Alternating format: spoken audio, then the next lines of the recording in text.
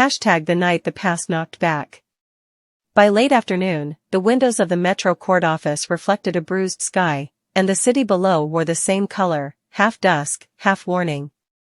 Inside, Anna Devane stood at her desk with the practiced stillness of someone who had learned long ago that motion could betray fear. She had spent the morning sorting gloved pieces of an old puzzle that no one wanted on the table again, encrypted transfers funneling through Baltic fronts, a burned safe house in Ghent, a hospital requisition for an anesthetic favored by a dead man. The dead man. The one Port Charles kept in its vocabulary like a bad habit, Caesar Faison. Word had skittered across back channels that something bearing Faison's signature had stirred in Europe. Not a resurrection, the cynical warned, a copycat. But the copycats never got the small things right, the timestamps arranged like a chess clock, the mocking lag in every message as if the sender wanted you to feel watched. Anna had seen that rhythm in the ledger of her life. She had worn the cost. Whether it was the ghost of the man or the echo of his cruelty, she believed she knew what had to be done, and that she had to be the one to do it. Jason Morgan knew something different: patterns can be bait. He read the room as soon as he stepped in, open file, shut door, the faint rasp in Anna's voice that meant she'd already argued herself past caution. If Caesar Faison had been a winter, Jason remembered every blizzard. He remembered how people vanished into the drifts. They met in a low-voiced standoff shaped by loyalty and distance. Jason pushed evidence, contingency, the value of waiting for more to surface. Anna pushed back with a case officer's creed: you move before the pattern finishes knitting, or the pattern strangles you. She didn't say the rest out loud, that Faison had colonized too much of her past, that there are debts one can only pay in person. She didn't need to. It hung between them with the scent of old cordite. When she said, if this is him, or whoever wants me to believe it is him, I end it, it wasn't bravado. It was the clean arithmetic of a life run on duty. Jason, who distrusted clean arithmetic, noticed the slight tremor in the edge of the paper she held and filed it where he kept all the subtle variables that later save lives. He told her he'd stay close. She told him not to shadow her. Between them, a pact neither would honor exactly. Outside, a river of headlights stitched along the avenue. The city exhaled into evening. In another part of town, a different equation was underway, one that wore charm like a suit and danger like cologne. #A date with power. Sonny Corinthos chose his spots carefully, and tonight's spot was calculated mischief, a downtown axe-throwing lounge where the decor mixed barnwood and club lighting, the music ran a few beats louder than conversation, and the air smelled like pine and adrenaline. Behind the bar, a mural of a target floated in neon. The place had been a fad last year.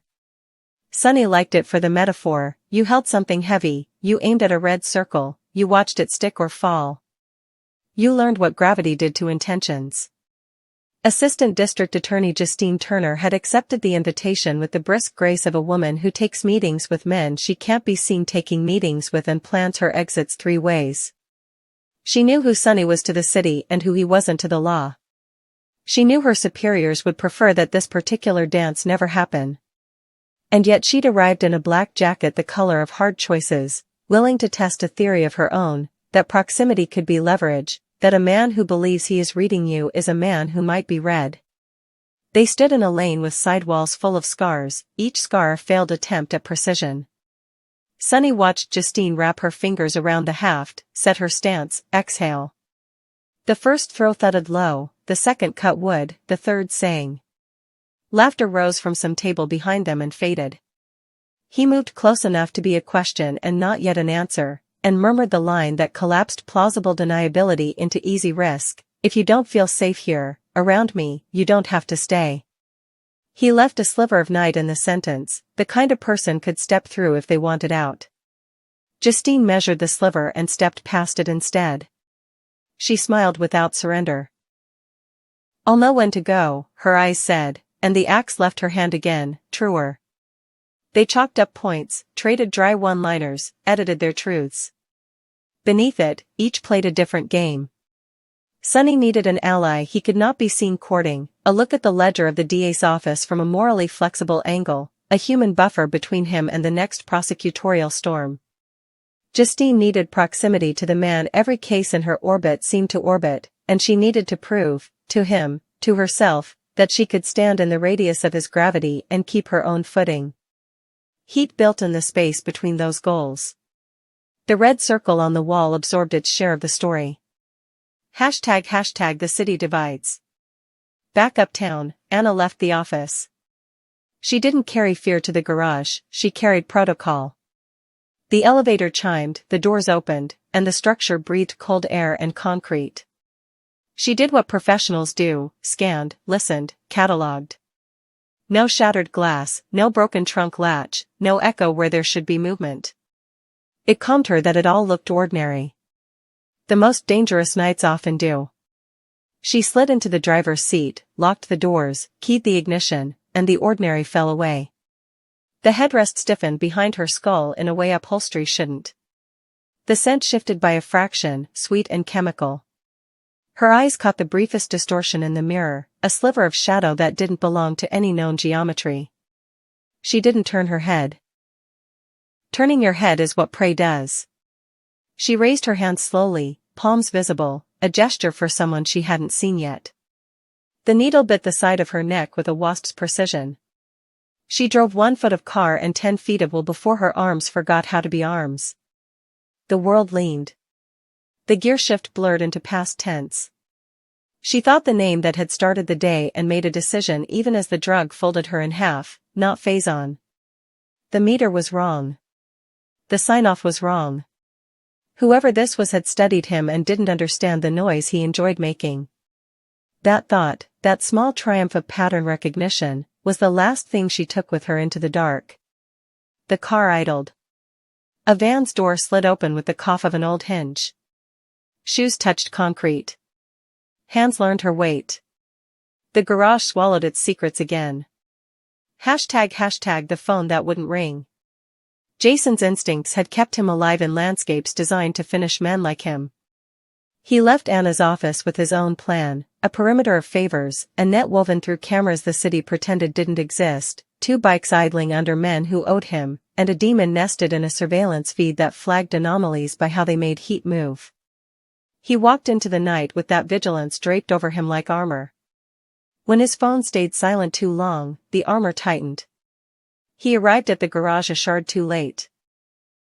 The elevator delivered him to still air and a smear of tread where a white panel van had reversed imperfectly. No broken glass, no blood. Good kidnappers leave nothing. The camera in the northeast corner had been killed cleanly, power still humming but the lens blind. Amateur work tries to erase, professional work lets the system believe it saw nothing. Jason walked the grid, found the single offset, a bolt barely retightened on the maintenance grate, a fingerprint left by someone who never got dirty.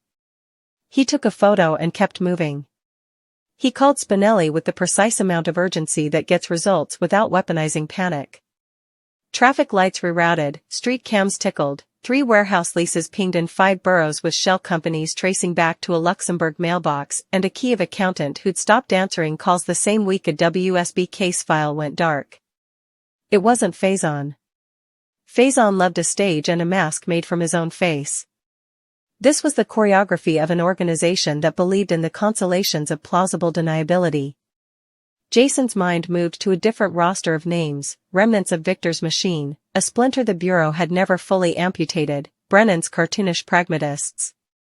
Or someone closer. Someone cruel enough to borrow a dead man's ghost because they couldn't grow one of their own. He sent men to the docks, to the tunnels that carried steam and secrets under the city, to the 2 abandoned clinics that recently received crates labeled lab glass. He went himself where the air felt wrongest. ## the room without windows. Anna woke into a rectangle of light stapled to a world of concrete. Air moved mechanically. The drug that had lowered her into night had the decency not to leave a hangover, just a slackness in the knees and a palate that tasted like minted tin. Her wrists were bound with soft restraints, the kind that leave no testimony. Her ankles weren't. Her captors knew what they wanted her to fear and what they wanted the photographs, if there would be photographs, to say.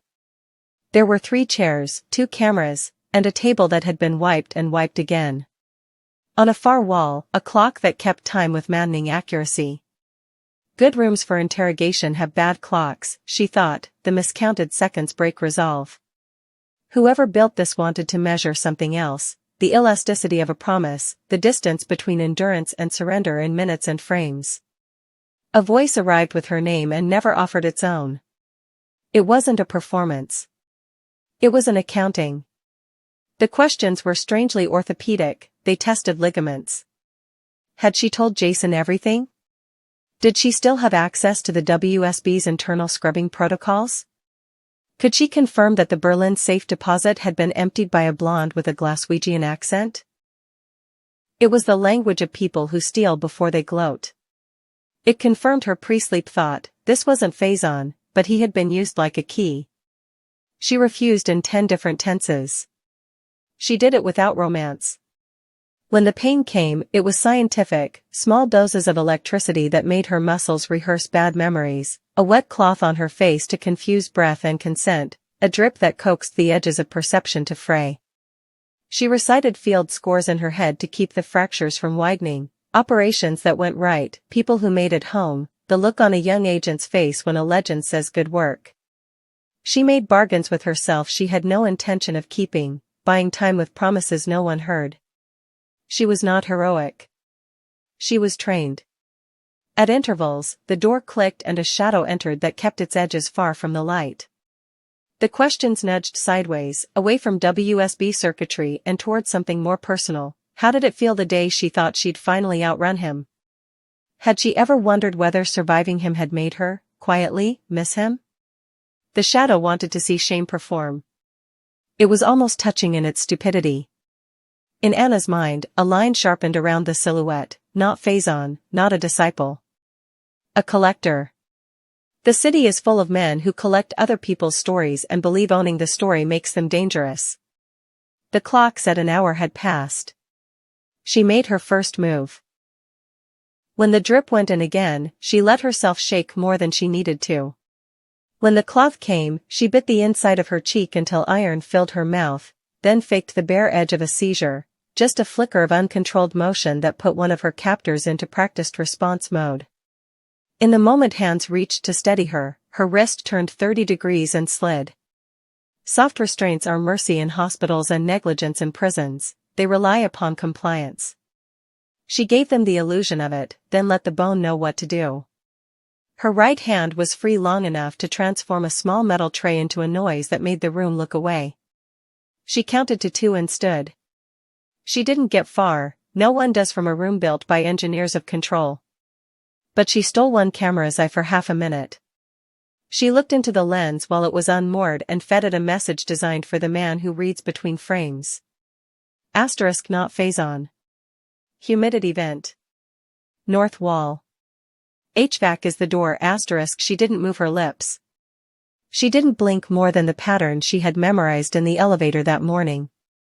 She gave the lens a rhythm Jason would know, because years ago she had told him she hated Morse but loved music, and he had laughed and said rhythm is just music without arrogance. She delivered a bar from an old Irish reel in blinks and hoped he remembered. ## reading the air. Jason did. He found the right building by smell before the software did, pine disinfectant. Old steam. The peculiar metallic hush of a block that has too many cameras aimed not at the street but at the sky. He parked 2 blocks away, took a slow walk like a man reluctant to go home, and mapped exits, air vents, lines of fire. The demon he'd launched rode the neighborhood grid and found a camera that hiccuped at odd intervals, frames missing at the time the city's heartbeat usually steadied. He dragged those frames into light and saw the human residue Anna had left on them. Blink. Beat. Blink blink. He heard the reel. He knew the wall. He believed in the person who had sent him this song. He called in a favor he only liked to use once a decade and bought the block's power for 3 minutes at 2:17 a.m.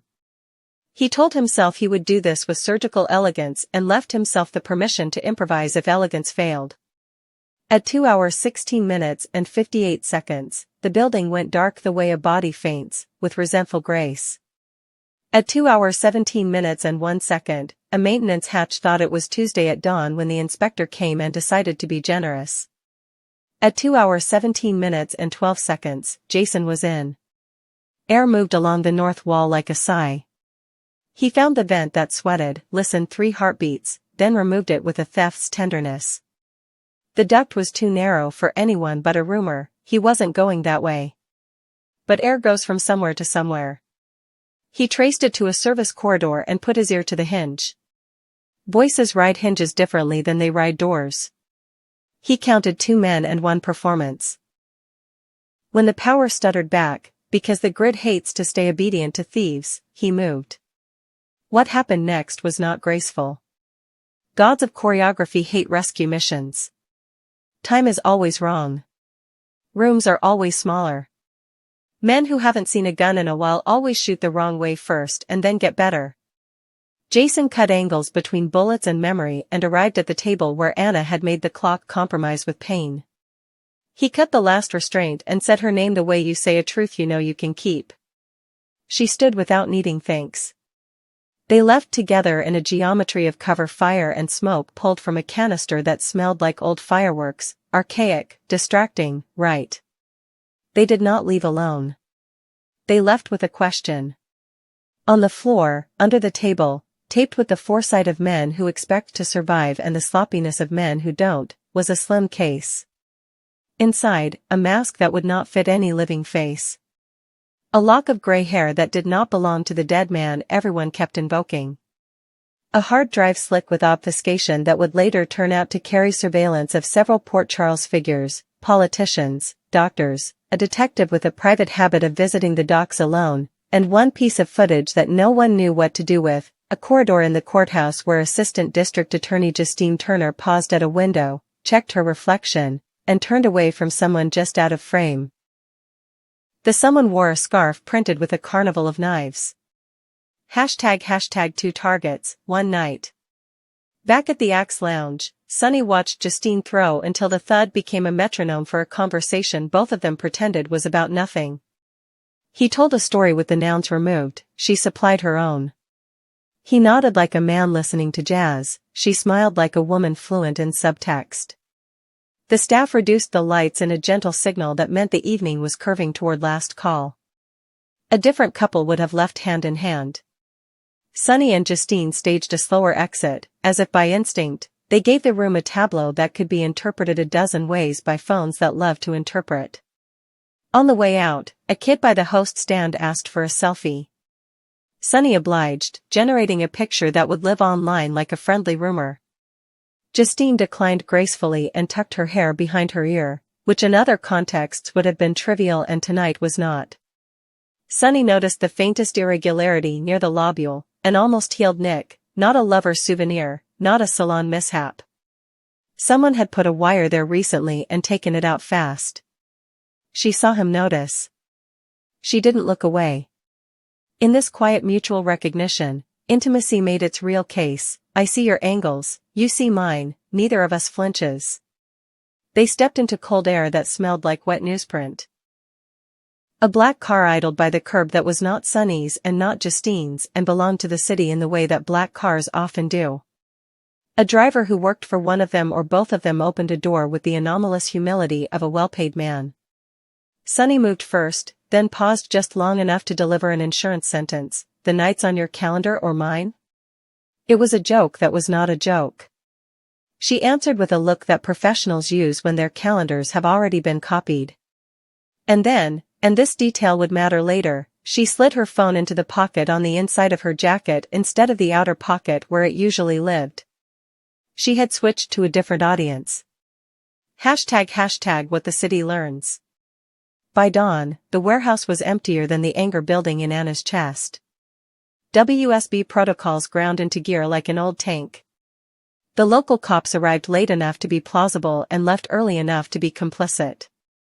The case contained inside it 3 headlines waiting to be written and none that could be published: an assault on a former spy, a faint-hearted copy of a dead mastermind, a list of people under a lens they hadn't consented to. The hard drive went where such things go, first to Spinelli's Cathedral of Recursion, then to a room in Geneva that doesn't appear on any blueprint, then to a locked drawer in Anna's desk where the most dangerous objects live quietly until they decide to make noise. Jason stayed long enough to make sure the floor under them was not a trapdoor. He catalogued the men they'd dropped, their tattoos that connected them to no one, their boots bought with cash, their teeth too good for their declared pay grade.